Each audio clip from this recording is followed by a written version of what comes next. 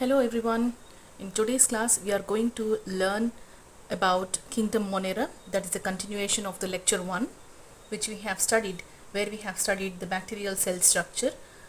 Today we will study about the general characters of eubacteria, or otherwise can be called as bacteria.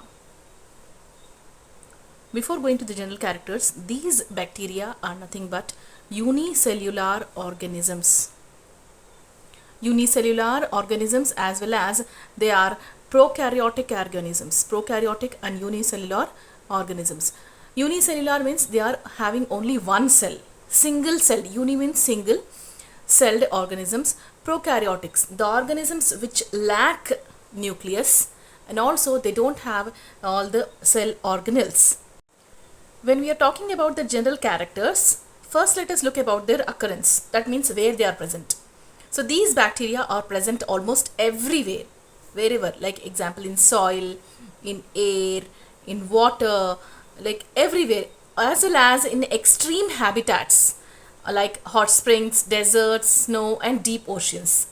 Like hundreds of bacteria are found in a handful of soil. Like these extreme habitats, like where a few life forms can survive, but not all, you can find these kind of bacteria. These bacteria they find in extreme habitats like hot spring.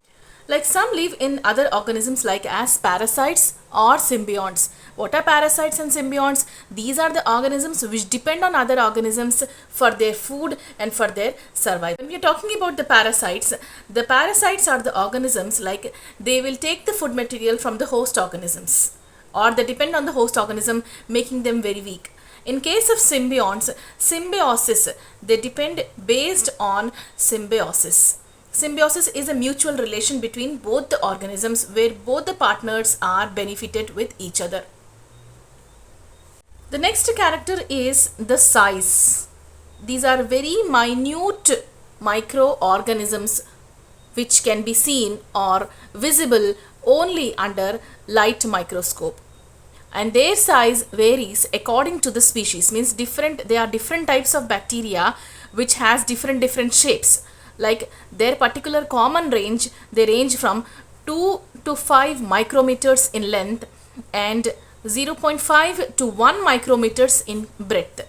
This is the general size in case of bacteria. The next character what we are talking here is cell wall. In the previous class I have mentioned the cell wall, that is consisting of peptidoglycan. Peptidoglycan is a heteropolymer where peptido means peptides. Peptides are nothing but a chain of amino acids, and glycan is a polysaccharide, that is chain of sugars. So cell wall is made up of two different types of the substances like peptides and polysaccharides together called as peptidoglycan. And peptidoglycan, this cell wall is otherwise called as murine or mucopeptides. If you remember the previous class, I have mentioned that there is an inner folding. You can see here, there is an inner folding of the plasma membrane you can find here, which I have called it as mesosomes. And the different functions of mesosomes also I have mentioned.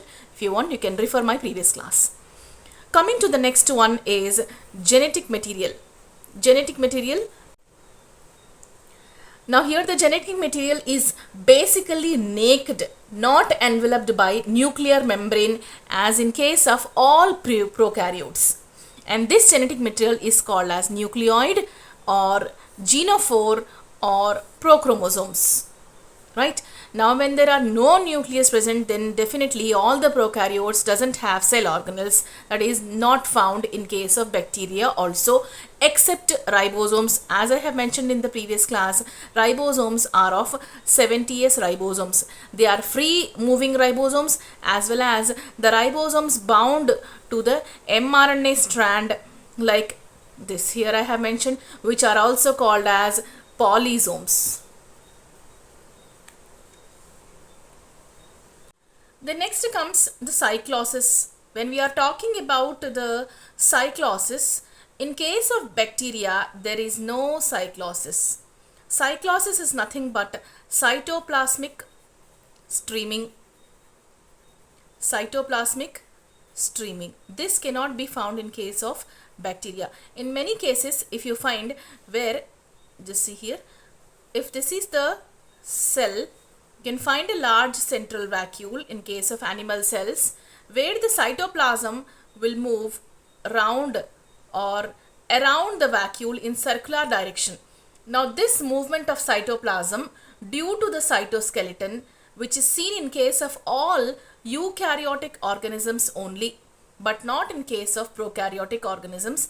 Hence, there is no cyclosis seen in case of bacteria. So next comes here is flagella. Flagella may or may not be present in bacteria, in all the bacteria, that means. It may be one or more than one, or sometimes may not be present, and it depends on the different types of bacteria. Now this also we will study on the classification of bacteria on the basis of flagella in our next class.